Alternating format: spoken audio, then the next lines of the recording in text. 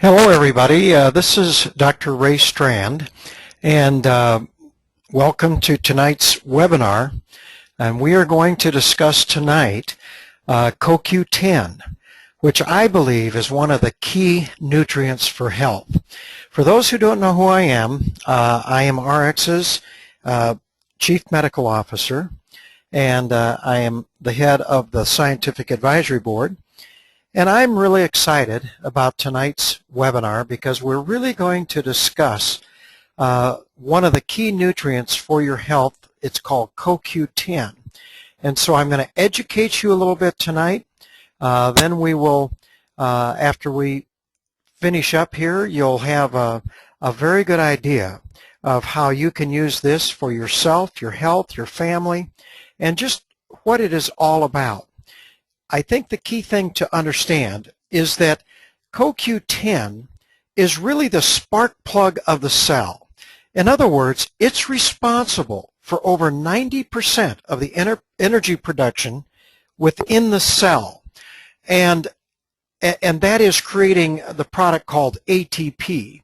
Now, why that's important is the fact that we need energy. The cell needs energy. It's responsible for life. But you have to understand really what CoQ10 is.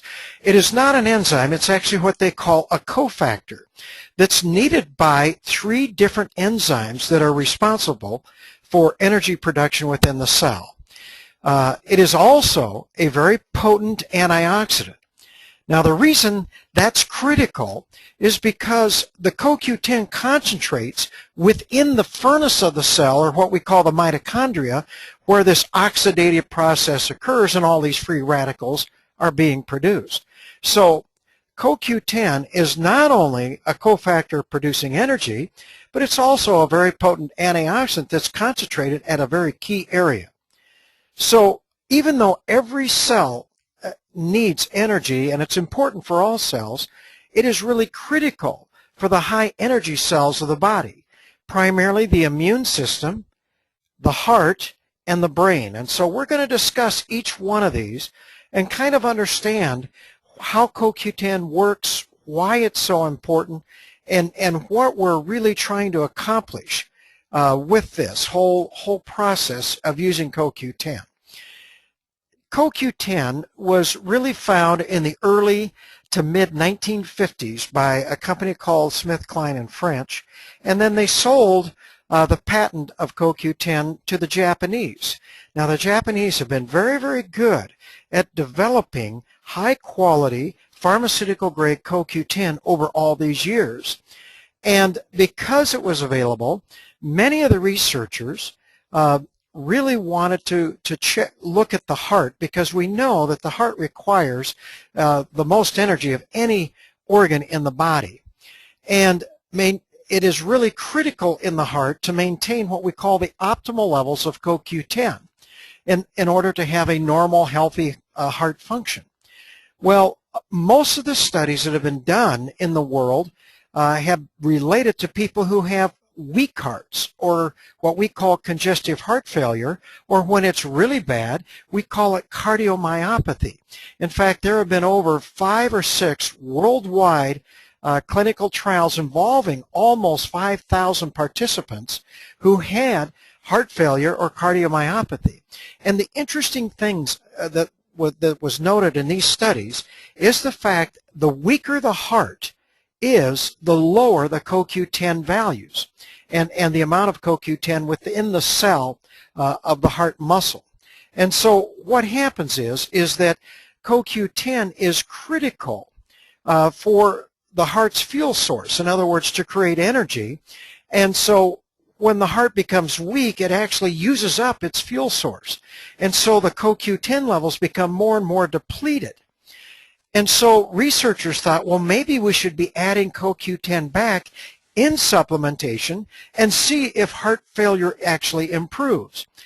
And so what was really amazing in all these major studies, primarily done in the mid-1980s, early 1990s, is that the CoQ10 that was supplemented these individuals with this heart failure, the study showed that the heart function improved over 85% of the time, and sometimes it was very significant. And so what we found is that these people, even if they had cardiomyopathy, which is these people just had these big, baggy, weak hearts, maybe from a viral infection or severe coronary artery disease or some other reason, they were really depleted in CoQ10. And really the only option for many of these people was a heart transplant. Medication really wasn't that effective. Well, Dr. Peter Langston, who has done most of the research with CoQ10 in their heart, showed that when you gave CoQ10 back in supplementation, that there was significant improvement not only in how the patients felt, but they would follow what they call the ejection fraction, or how strong the heart was, and they saw significant improvement. Now, it's important to point out that they weren't curing any of this heart disease. All they were doing was simply building up the heart's natural energy source so that it could compensate for its weakened state. In fact, these same studies showed that if individuals or participants got improvement with CoQ10 supplementation, if they quit their supplementation over about a 2 or 3 month period of time, that their heart failure came back and their heart was just as bad as it was before. So it was really complementary medicine. In fact, Dr. Langston made a very key point that no one should ever use this as alternative therapy. It should be complementary, added to a patient's regular medication. But what it did show was how important CoQ10 is for a normal functioning heart. And so many people looked at these studies and said, jeepers, even if I don't have heart failure or heart problems, I should go ahead and actually take CoQ10 because I want a healthy heart. So this is where most of the studies originally were with CoQ10, and it really was exciting studies to read, and it's well documented. These are well done clinical studies.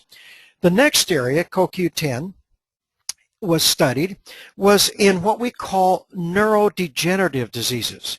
See, the brain requires high energy production, and it's constantly being attacked by these free radicals. And remember, CoQ10 is also a potent antioxidant that helps neutralize these free radicals and actually protects the brain cells. But what we also know is the fact that in certain key diseases like Alzheimer's, dementia, and Parkinson's, what we find, and there's been several studies now, where they use CoQ10 at higher levels, and they've shown that you can, number one, better protect the brain, as I said, so that you hopefully don't even develop one of these diseases. But especially in Parkinson's disease, they have shown in several clinical trials that higher doses of CoQ10 can actually slow down the progression of their Parkinson's. Now, Alzheimer's dementia is a much more difficult disease. By the time we as physicians diagnose anybody with Alzheimer's dementia, 80% of those brain cells have already been destroyed. So it's more difficult to see any improvement with either of these diseases, and usually we just see maybe a slowing of the progression. But what is key, and what the researchers now are pointing out, is the fact is that you take high quality nutritional supplements and use nutrients like CoQ10, you certainly can decrease your risk of developing these neurodegenerative diseases. And there are more and more studies coming out, but it is important for you to know that there are some very well done studies that CoQ10 certainly is important for your brain health, and to me that's one of the greatest organs that you and I would want to protect. Now, it's also important to know that CoQ10 is probably the greatest booster of your immune system. Now, our immune system is our great protector. It's out there protecting every cell in the body, and it's checking for self and non-self. In other words, it's looking for a foreign body or a bacteria or virus or something, and it attacks it and destroys it. But what a lot of people don't appreciate is the fact that it's also checking for abnormally growing cells that may be early mutated cells that could eventually develop into a cancer. There's a certain cell called the T4 cell, helper cells, which actually go around and actually if they find one of these abnormally growing cells, they destroy them. This is part of the immune system's function. That is why all of us want to have a very potent immune system. You look at this. If I have a patient come in who, let's say, has a pneumonia, would I like them to have a very, a very well functioning, optimally functioning immune system, even though I'm gonna be treating them with antibiotics and all the supportive therapy? Absolutely. Because I've dealt with patients who have AIDS or HIV, and their immune system is destroyed, and one of the cells it destroys are these T4 cells go down. And they get unusual lung infections that no one else gets because their immune system is so down. So we as physicians, we look much better treating patients who have a very well-functioning immune system compared to one that's suppressed. Or let's use another example. Let's say someone's going through chemotherapy, or they're taking chemotherapeutic drugs for rheumatoid arthritis like Enbrel and some of these drugs, or methotrexate, or those chemotherapeutic drugs. They are so vulnerable to infections and illnesses because these drugs really suppress the immune system. So CoQ10, to me, if you're concerned about your immune system and you want a healthy immune system, really consider CoQ10. But now there are probably, we talked about heart disease and the fact that CoQ10 has been well studied in heart failure, but it's also now, most of the research has been shifted to cancer research. There are probably a dozen clinical trials going on right now which involve using CoQ10 at optimal levels in patients who already have cancer and may be going through chemotherapy. And there's a lot of things that we're finding out about CoQ10. In fact, out of the University of Florida in Miami, they are starting to see the preliminary reports of one of these clinical trials with cancer is that CoQ10 actually has been shown to set off natural cell death or cancer cell death. And it's called apoptosis. In other words, when your cell starts to grow abnormally, there's a self-destruct button. It's called apoptosis. The cell should destroy itself for protection of the rest of the body. But cancer wants to have a life of its own. And so it suppresses this natural cell death so it can grow and grow. Well, CoQ10 is one of those unique nutrients that now is being shown in several of these clinical trials to actually set this apoptosis back. And you start to see that when you combine it with your regular treatments, your chemo and radiation therapy, that patients not only tolerate their treatments better, but they respond to them better because of all of the activity of CoQ10. And I have been using CoQ10 in my cancer patients for years. Not that I'm treating or curing. I still do traditional medicine, but it is a very strong complementary nutrient to use. The other reason I like to use CoQ10 with my chemotherapeutic patient or patients receiving chemotherapy, there are some drugs that are used like adriamycin for Hodgkin's lymphoma or different ones where these drugs, even though they work to help cure cancers, especially lymphomas, they also are very toxic to the heart. And they can actually destroy the heart. In fact, I had my nurse practitioner's father had Hodgkin's lymphoma. He went to Mayo Clinic, received the treatment. They got him into remission. They used adriamycin, but it damaged his heart so much that he had to be put on the heart transplant list. He never received the heart transplant, and he ended up dying from that chemotherapy. Well, the studies now, there are about 3 major studies that show when you take CoQ10 and adriamycin, you significantly decrease that potential damage to the heart. So using CoQ10 is important for us as individuals to really boost your immune system, but also it's important for some people who are suffering from cancer and they're going through chemo or radiation therapy to be on these this kind of supplementation. So more and more studies are coming out. It's new, but there are a lot of studies that are in the works right now, and we're going to be able to define how we as physicians can use CoQ10 in our patients to help with our traditional chemo and radiation therapy. But the thing that we're going to talk about now in CoQ10 is the fact that as we age, this graph shows studies that show as we age, the CoQ10 levels decline. And so you can see at age 25, they're fairly high, 50, 75, they drop down significantly. But there are studies now that show that the higher the level of CoQ10 or Ubiquinol that the body has, the younger the body age. So this is a real key reason as we get older that all of us may want to consider supplementing with CoQ10. It is a critical nutrient that does decline with age, and it's something that supplementation, we can significantly build this up.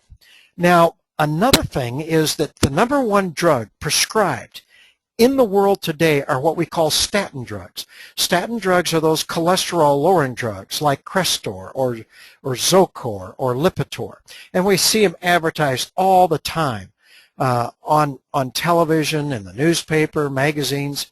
But what we need to understand, statin drugs work by actually blocking the production of cholesterol in the liver. However, these same statin drugs, because of this action, also block the production of CoQ10. Now, CoQ10 is manufactured within the body. It's able, but it's a 17-step process. So there's a lot of places that it can be blocked. Well, the statin drugs block it at some critical areas. And studies show that statin drugs can decrease, or primarily on an average, decrease CoQ10 levels by over 40%. Now that is critical because you think of all these people that are on statin drugs, and here it's blocking CoQ10. Well, think about this. One of the greatest side effects of statin drugs are muscle aching and muscle weakness. In fact, if you have any deaths due to statin drugs, it's a severe muscle disease where the muscle cells actually damaged. And most researchers feel it's because these statin drugs decrease the CoQ10 levels, and the muscle needs CoQ10 to create energy itself, and so it weakens over time. In fact, the first statin drug that was ever developed was called Mevacor, and that came out in the 1980s. And I found this very interesting in my research, that SmithKline & French, I believe, is a pharmaceutical company that had this drug, actually went and got a patent from the FDA to combine their Mevacor with CoQ10. The only trouble is the fact they never put it into their medicine. They just got the patent and left it. And I always find this quite ironic because most of the people who come off the statin drugs, that, you know, at least when I prescribe them, I still use them in specific patients. Most of them that had to come off was because of these muscle complaints. And I give CoQ10 to anybody who's on a statin drug. It's critical that they be taking CoQ10 because, #1, we just talked about the health values of CoQ10. There are actually studies out now that show after you've been on a statin drug for over 8 years, your risk of cancers go up significantly. Well, this is not advertised well. People don't know this. But the reason I believe is because the CoQ10 levels are so important in our protection against cancers. And so this is a critical thing that you need to know, that if you have any friends or family, or if you're personally taking a statin drug, you should be on a CoQ10 supplementation. It's just that critical that you know that. Well, now let's just look at supplementing CoQ10. Why has it been so difficult over the years? Well, primarily is the fact that CoQ10 is very difficult to absorb. In the mid-1980s to early 1990s, the main CoQ10 was a powder form, which was almost impossible to absorb. You'd had to take very, very high doses to get any absorption. But then there came the ubiquinol form, which is oxidized form, and this is very fat soluble. But when they combine this with fats like triglyceride or other fats, there's a Q gel, you could actually increase absorption about 3 times over CoQ10, powder form. Now, that was definitely much better. But the problem with the ubiquinol form is the fact that it then, once it was absorbed, even though it was still difficult to absorb, it had to be converted to the active form, which was called Ubiquinol. Well, about 3 years ago, Konica Corporation formulated the active form, Ubiquinol form of CoQ10, and this is not as fat soluble. And in fact, studies show that it is 5 to 10 times, it's absorbed 5 to 10 times greater than this ubiquinol form, even when it's mixed with these fats, and it's the active form, so it does not have to be converted to be useful to the body. So we are now seeing the generation of CoQ10 and absorption. Now, what I have found is the fact that I really have been a follower of Dr. Peter Langston. He's a cardiologist biochemist who's the head of CoQ10 International, and I'm quoting him here. He states, "It is my strong opinion that supplemental ubiquinol represents a major scientific advance in the 50-year history of CoQ10 research." Now, that's a major statement coming from the world's authority on CoQ10. So what amazes me is the fact that so many people do not use this form. And so what Dr. Langston said, we always talk about the safety of any supplement, so I want to talk now about the safety of CoQ10 supplementation.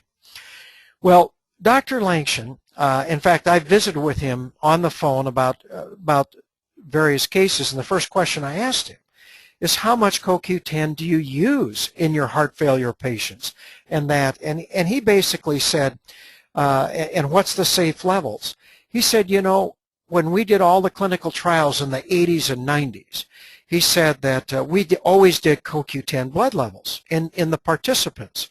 However, they never saw any adverse reactions in all these studies in thousands of patients. So what they did is they decided to quit doing it. It's an expensive test to do. So they actually quit doing it because they didn't, no matter how high they increased the CoQ10 levels, they did not see any problems. So now he only checks CoQ10 blood levels when the patient really doesn't respond because he's concerned that they may not be absorbing it. Now, there are studies out there in the medical literature where they've been using over 3,000 milligrams daily with no adverse reactions. So CoQ10 is probably one of the safest supplements in the marketplace today. And so I don't worry about CoQ10 as far as any risk. Even if you push the dose, that's not a problem. Now, I want to share with you my excitement about RX's BioPro-Q because it is the ubiquinol form of CoQ10. It's this most potent form of CoQ10. In fact, they purchase their raw products from this Konica Corporation, which has the most pure pharmaceutical grade CoQ10 in the world. And you're going to see ubiquinol out there here in different forms, but I'll tell you what, you want the highest quality. This you can't even, if you go to Walmart or Kmart and you try to get ubiquinol form and they say, oh, I can get it at this price, I can guarantee you it either doesn't have it in there because the raw product costs more than what they sell it for, or it's really an inferior product. But RX is committed to develop the highest quality CoQ10. And I'm personally not aware of any other network marketing company that uses this form of CoQ10. I will share with you that in my patients, and I've been using CoQ10 for the last several years, and I used to use the Ubiquinol form, and I would draw blood levels on my patients who had heart failure, that had cancer, that might be suffering from Parkinson's disease, because there's a certain blood level that I wanted to achieve. And what I found is it was very difficult using this Ubiquinol form to get these blood levels up. And I would be having to use 10, 15 different capsules of this stuff just to even begin to get the CoQ10 levels up there, and it became very costly to my patients to the point they just couldn't take it. So I've been using this Ubiquinol form, and I can achieve the blood levels I need of CoQ10 very easily, and what I'm finding is it's significantly lower cost to my patients. Why? Well, I've just shared with you that you can absorb this 5 to 10 times greater than the Ubiquinol form. So I can accomplish with 1 or 2 BioPro-Q the blood levels that it used to take me 10 to 15 capsules of the Ubiquinol form. So this is exciting, and I'm telling you, I'm getting great health results when I use BioPro-Q. I am so excited to have this available for myself and for my patients. Now, I just want to review just a little bit, well, how do I use CoQ10 in my practice? Well, I want to share with you, I always have my approach is that I want all my patients, the base of my nutritional supplement approach is cellular nutrition. This is the foundation of all my nutritional recommendations. Now, I consider CoQ10 primarily as an enhancer. So I would be adding this to people that already have cellular nutrition. So if you look at this, in nutritional medicine, my approach is the fact that RX's optimals are the foundation of my nutritional recommendations. And I've got here Vinali is considered an enhancer, but also BioPro-Q is an enhancer. So I add that to the optimals. Now, everybody out there is going to wonder, well, what about Omega-Q? Where does that fit in all this? Well, I look at Omega-Q more as the foundation of my cellular nutrition. Now, the CoQ10 that is in Omega-Q is the ubiquinol form. Now, obviously, it's going to be absorbed fairly well because it's mixed with our essential fats, which improve the absorption. Now, it's not anywhere near the BioPro-Q, and I'm going to grant you that. However, many of my patients who aren't suffering from heart disease, or they're not worried about cancer, they're not worried about their immune system, but they just want to be really taking some CoQ10, I'm recommending the optimals and Omega-Q. And then if they want more of the CoQ10, then I'm recommending they get the BioPro-Q and take 1 or 2 daily with the optimals or Vinali or whatever. So that's my approach. Now, I have no problem with RX's Omega-Q. I think it's a wonderful nutrient. You're getting CoQ10, 40 milligrams of the ubiquinol form with the essential fats, the omega-3, in probably the highest quality. In fact, I know it's the highest quality omega-3 in the purest form out of a company in Canada. So this is where we need to be. So some people may decide, hey, I just need the optimals Omega-Q. Others may decide, I want to take BioPro-Q. I've got a family history of cancer in my family. I'm worried about heart disease. I feel my immune system needs to have all the support it can get. So those are kind of things that you have to understand. But now let me just share here as I close. The problem, is oxidative stress or these free radical damage. It's not a nutritional deficiency. So I always recommend cellular nutrition, which I define as providing all of these nutrients, these essential nutrients at their optimal levels, advanced levels, those levels that have been shown to provide a health benefit in our medical literature. And when I do that, then my patients are always on the optimals. I want them to be eating a healthy diet. I want them to have an exercise program, but I want them taking the RX optimals. Why? Because over time, it's about a 6-month period of time, if you have any nutritional deficiency, it's going to be corrected. And then all the supporting nutrients are going to be brought up to their optimal levels. And this is key. I've talked about a lot of diseases, the use of CoQ10, the research, but you have to understand, nutritional supplementation is not about disease, it's about health. We are protecting health. We are not treating disease. Medicines treat disease. What nutrients do? These are just, the nutrients that are in the optimals, CoQ10, these are nutrients we get from our foods. However, now because we can supplement, you can get them at levels you can't obtain from your foods. And the medical literature shows if you get these in at optimal levels, there's a health benefit. And so we're building up the body's natural defenses, the natural antioxidant defense system, the natural immune system, and our natural repair system. And that is what is key. And we need to understand that taking nutritional supplements is about health. And that is key. It is not about disease. It's just like I know my patients who have a good exercise program have a health benefit over those that don't. My patients eat a healthy diet. They have a health benefit over those who don't eat a healthy diet. And my patients who take high-quality nutritional supplements like the RX Optimals and BioPro-Q, Vinali, Omega-Q, have a health benefit over those that don't. Now, balance is the key. You want to have more antioxidants and their supporting nutrients available than the number of free radicals you produce. The focus and goal of nutritional medicine is to bring oxidative stress back under control. Then you don't have damage. And that is what I teach, and that is why I believe everybody needs nutritional supplements. But my patients who are in good health, they may only need the optimals because they don't have that, they're not producing that many free radicals, and they're in good health. But my patients who might have rheumatoid arthritis or MS or Crohn's disease, they might have cancer, diabetes. The medical literature shows me they are producing more excessive free radicals than my healthy patients. So I add the enhancers to those. So that's my approach. And it's simple. It works. I've had wonderful health benefits to my patients with this approach. And I feel now the triad of healthy lifestyles of eating a healthy diet, exercise, and taking nutritional supplements is key.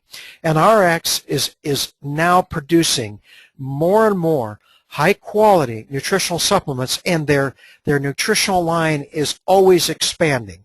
But they're not going to release anything until they know it's the best on the marketplace today, and it's the highest quality that you can, not only the highest quality raw products, and they're very willing to tell you exactly where they get those, but also that they're manufactured in the highest quality facility, which RX Nutritionals are. So if you would like just to get more information, if you're interested in this and the topics, go to my website and order a book, What Your Doctor Doesn't Know About Nutritional Medicine. This book was published by Thomas Nelson back in 2002. It's now been translated into over 20 different languages. It's a very popular book, but I go through and I share some of the health stories in here that have all been documented in my medical practice. But not only that, I have a whole chapter on cardiomyopathy and Peter Langston's work for people that just want to know how effective CoQ10 really is. And now that we got the Ubiquinol form, we're going to have even better results. Also, if you want to know more about my specific recommendations for different conditions, consider joining my website at healthconceptsint.com and go to /RX to get a 30% discount on any membership you choose. That is key, and that's what you want to know. So I want to thank you for being with me tonight and learning more about BioPro-Q. You certainly should be considering adding this to your regime